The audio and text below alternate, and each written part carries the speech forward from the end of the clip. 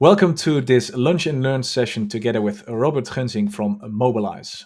Robert will tell all about renewable fuel units, or in Dutch, Hernieuwbare Brandstof Eenheden, which are not necessarily a gift by God, but in this case, if it sounds too good to be true, uh, it's not. It's actually very good and very true, and renewable fuel units can make a viable business case for a lot of transportation methods. And today we're going to discuss shore power or ships in particular, even though Robert has most experience on land, but is actually accruing a lot of experience, or wet experience, I should say, as well. But I'm talking too much, Robert. Feel free to present and tell us all about the renewable fuel units. Thanks for the invitation, Vincent. I will start my presentation. Thanks for the invitation, Vincent. I will today talk you all about renewable energy units or renewable fuel units and what the system is providing for shore power in the Netherlands. I'll first introduce myself. My name is Robert Gunsing. I'm the founder of Mobilyze. And Mobilyze helps for most companies that make the transition from diesel power trucks towards electric power trucks and to help them charge on their own location. And we're mainly focusing more and more on shore power as well. We do this from Nijmegen in the Netherlands on the east part and with a team of 5 members. Renewable fuel units or renewable energy units, or better called Hernieuwbare Brandstof Eenheden in Dutch. It's a system based on European legislation, on the Renewable Energy Directive 2, which has been applied in every company, every country in Europe. Every country needs to develop a system based around renewable energy units. What does it mean? It means that every fossil producent of liquid fossil or biogas or fossil gases needs to have an obligation from the government to purchase these certificates. They need to compensate themselves for the fossil part of their fuels, of their gases, by blending more and more sustainable fuels in the fossil fuels. But their obligation is way higher than is even they can reach with the demand of sustainable biofuels. So what isn't being blended needs to be bought in by certificates. Companies in the Netherlands that create green energy towards mobility, for instance, parties that create bio-LNG, ship fuel, CNG, blue diesel, or better called HVO in the Netherlands, and electricity, gain those certificates from the Dutch Emission Authority. Shell, BP, and fossil fuel companies need to reach out towards these companies and ask them, can we get your certificates? But the parties who get the certificates from the Dutch Emission Authority can say, no, you need them, we get them, you need to pay something for this. And by the system, there flows money from the fossil fuel world towards the pioneering world and towards companies that early invest in creating sustainable energy for transport. And this market has broadened up for shore power in the Netherlands. It's a system of about 1 billion euros in the Netherlands yearly, which flows from the fossil fuel companies towards sustainable. So it's a quite big system. How does the system look like? We have the Dutch Emission Authority, who is the supervisor of this system. Every party that wants to create renewable energy, renewable fuel units, needs to get known with the Dutch Emission Authority. Shell, BP have the obligation to have the mandatory obligation to get to the Dutch Emission Authority. But parties that create certificates can do this completely voluntarily. Everyone who wants to deal with renewable fuel units needs to get an account with the Dutch Emission Authority, an account on which certificates can be traded on. The system isn't based about financial. It's just to manage the certificates and to transfer the certificates towards, for instance, the Shell or BP. The financial part of the system just goes with the accounting departments of both Shell and both the parties who create the certificates, and they will send an invoice to each other.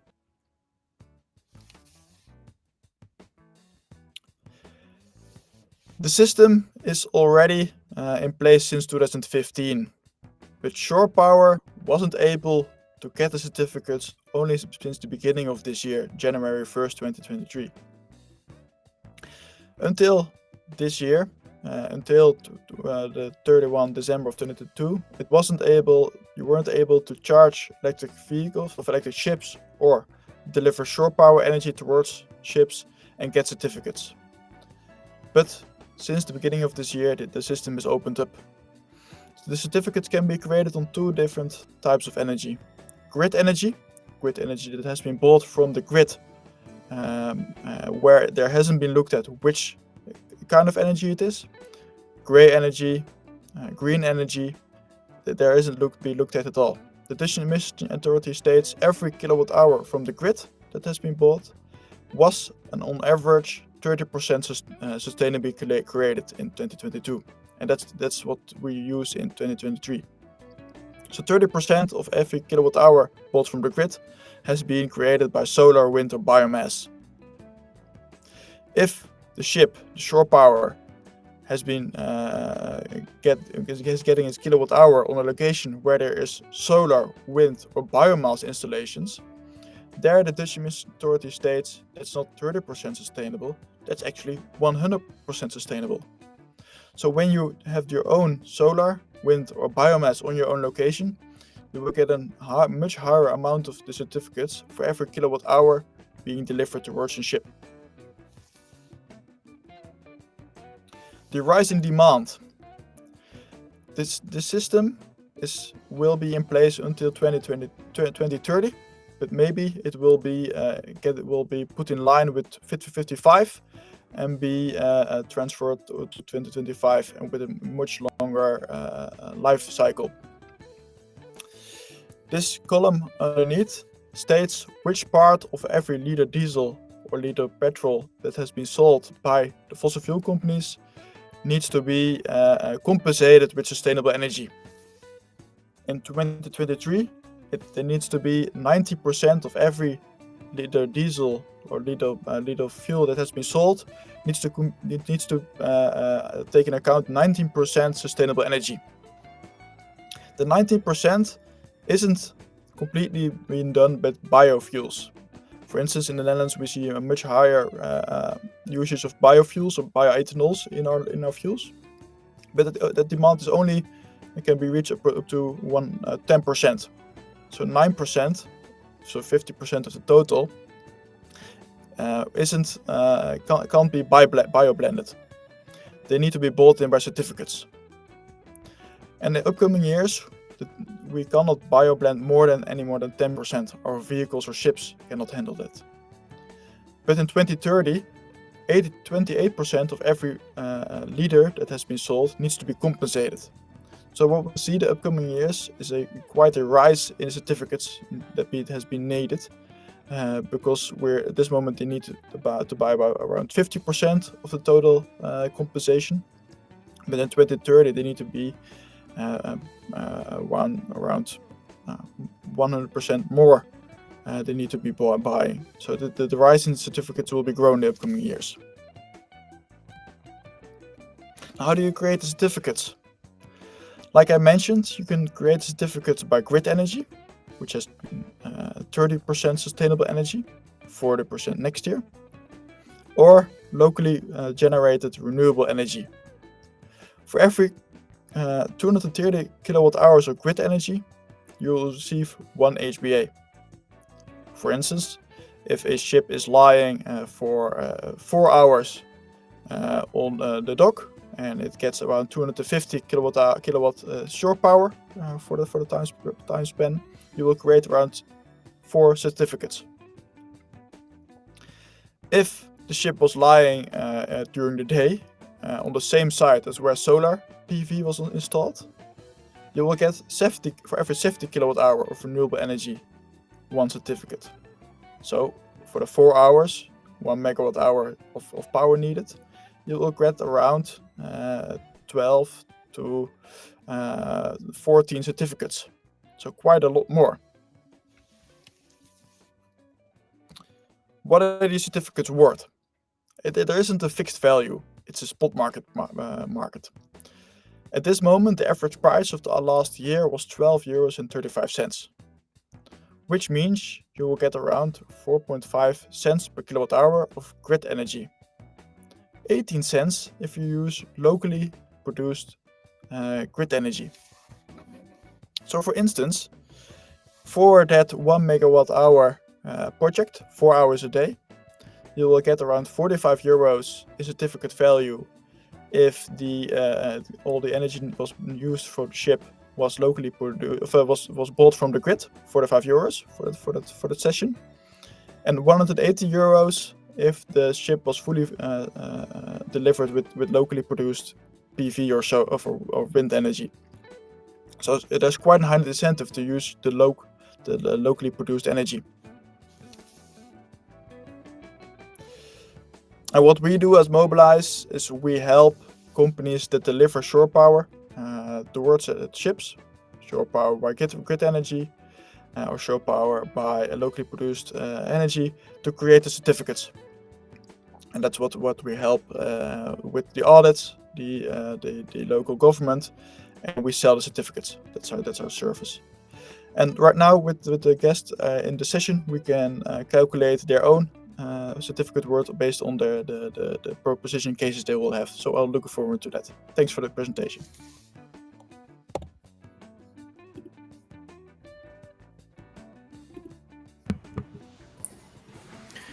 I was really getting into it.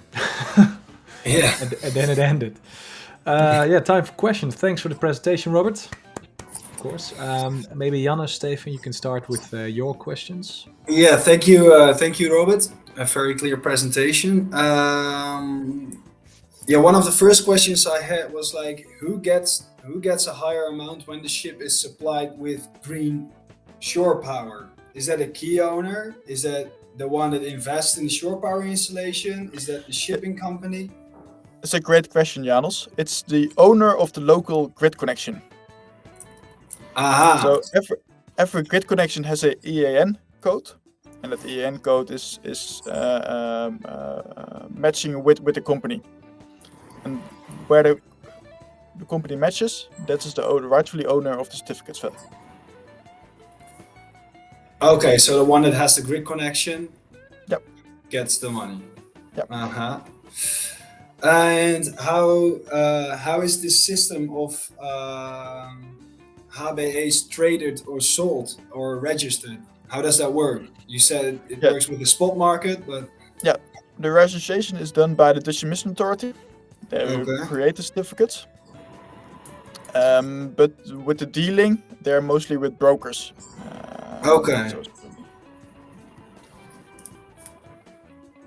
So there are few brokers like we do, and people who want to sell their certificates. We create a bundle of multiple clients and get those clients with the fossil fuel producers to get the deal. And how is the market? Do you see more and more people stepping into this market and start trading?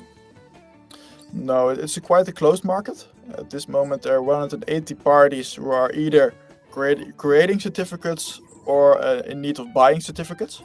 And that the amount of companies is rising around 20% per year. So it's not really big at this moment. Okay. Thank you. Those were my questions.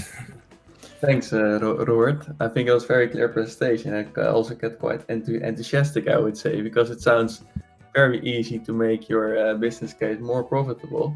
But what I was wondering, if you have such a short connection, so you are owner of the connection and you're providing, for example, power to a ship, what is the way you have to start with that? Because at some point you also have to register that you say, okay, I am providing renewable energy to a ship, but who is going to test that or check that? How does it work?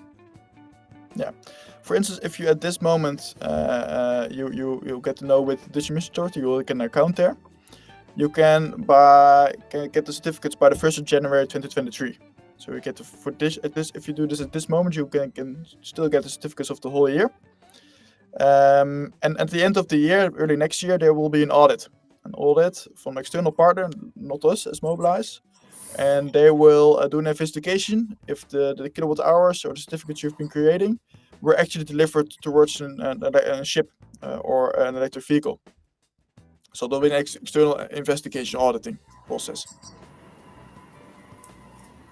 Makes sense. And what is currently, do you know how many shore power systems are currently using the HBEs?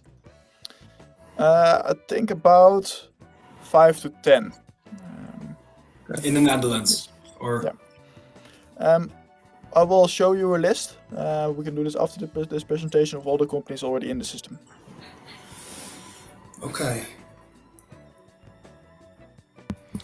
But 5 to 10, that means there's an incredible potential to expand.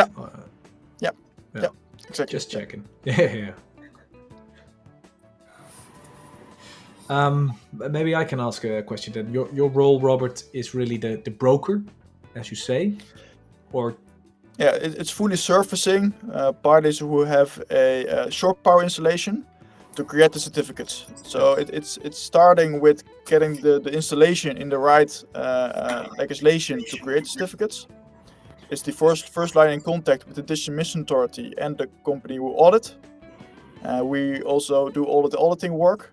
We do the administration, and we bundle certificates from our clients to get the best price in the market. So you just it's fully full service. You take care of everything. Yeah, sounds good. Yeah, because I can imagine that like Janus said, that registering and the trading and everything. I mean, it's almost sounds like an administrative function that you need to do extra, plus the audit, plus all the other things, getting the right price, etc. Yeah, at this moment we're providing the service for around 40 to 50 clients in the Netherlands. Yeah. But that means you have about 180, almost. What is it? One third, one fourth. Yeah, not all our clients already have an account for this year, so they're. Okay. It's quite a lot, but not that much. Still sounds good. Okay, and so you make sure that everything's taken care of, and then the client gets paid each year. Yeah, yearly or quarterly, it depends on the ticket sizes. We need to get a minimum of a certain amount of HBEs each year for each deal. And at this moment, we're dealing one or twice a year, but that will increase because for the background information, there are dealt around 80 million certificates each year, and around 20 parties need to buy each year, which means they're small ticket sizes of like 1,000 certificates. They aren't interested in it. They want ticket sizes of 100 or 200,000 certificates. So what we do is we bundle certificates from our clients and we make one deal. Yeah. And our clients are getting more and more certificates each year, so we'll be dealing more and more times through the year, coming years. Got it. Yeah, sorry. Sorry.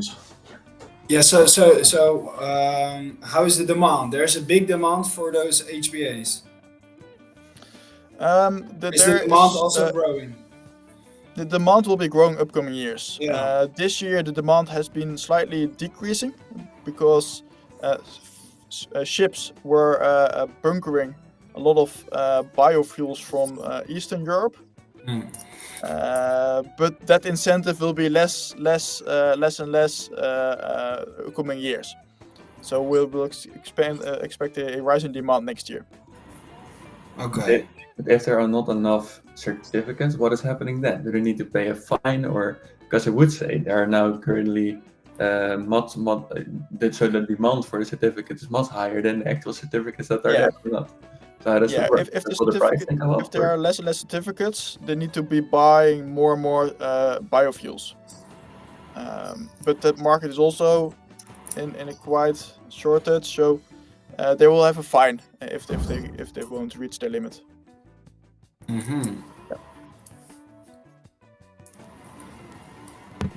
But that's of course a very fine thing to have, because that could mean that if there is some sort of peak shortage, that people are willing to spend a lot of money up until that fine to comply.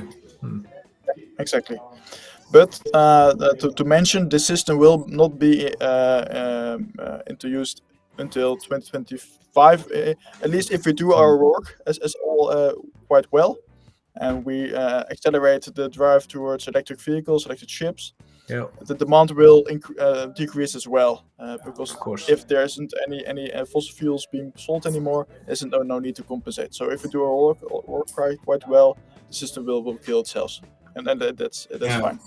But it's beautiful because then that's the job done. Then we can all Yeah, go exactly. home. Yeah. Exactly. Nice. I only have one final question. I heard from another client that actually the price you get for renewable and grey units is more or less converging, or because the percentage of grey electricity in the grid is increasing, so there's more of a price converge. Can you tell anything about that? Yeah, at this moment, the energy in the Netherlands is around 20% sustainable. That was in 2022, and is the factor used this year. But we already know for next year that the factor will be 40% around. So which means those will getting closer and closer. But the persons who are putting grid energy are not making as much effort as parties who have the 100%, which Yes. invest in batteries. They will be investing in solar. So I can imagine the Dutch Emission Authority will stimulate companies that do these investments that help to accelerate the transition. They will be getting a better incentive upcoming years, but it's not certain yet. Because they will be getting closer and closer, and that make the business case of the early investors less and less. Yeah. And okay, maybe one final question about that business case, because Janos asked correctly, who gets the money? In the end, that's the owner of the grid installation, let's say. Grid connection to connection, shore power. Yeah. To your shore power installation. Yeah. Well, let's say it's green. Most optimal case, you get almost 20 cents per kilowatt hours additionally. That's a lot of money compared to, like, I know that the current power price in Rotterdam is around 35 cents per kilowatt hour, so that can make a huge impact on your business case. But that goes to the supplier. Yeah, but the solar needs to be locally generated. It's in a microgrid kind of setting, or All behind the same grid connection. Okay. Yeah, in the same grid connection.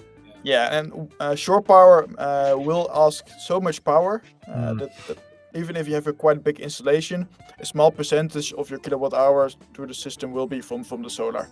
Yeah, exactly. Yeah, to generate, like what you were saying, 230 kilowatt hours. Oh, well, we can all do the math. It's a lot. Yeah. Okay, but I mean, and still, let's say conservative scenario, 4 or 5 cents per kilowatt hour can still be quite a dent in your business case. But that goes to the supplier of the electricity. To the owner of the grid connection. Yeah, and not your ship owner. I mean, no. So it needs to be, ship owners need to know this business case side, because we have seen fleet owners of electric vehicles charging at a site where they had a fully transparent price calculation, where HBEs weren't involved in that. So it's quite unknown and easy to not take into account if you have in the relationship between ship owner and grid connection owner. Yeah. So that means that grid owners also need to be a bit fair, maybe, in their dealings, or they can reduce their prices and be more competitive, or some other kind of Yeah. All right. Well, I think it's time for us to get off the record. I've thoroughly enjoyed the presentation. Robert, thank you very much, and hopefully talk to you soon.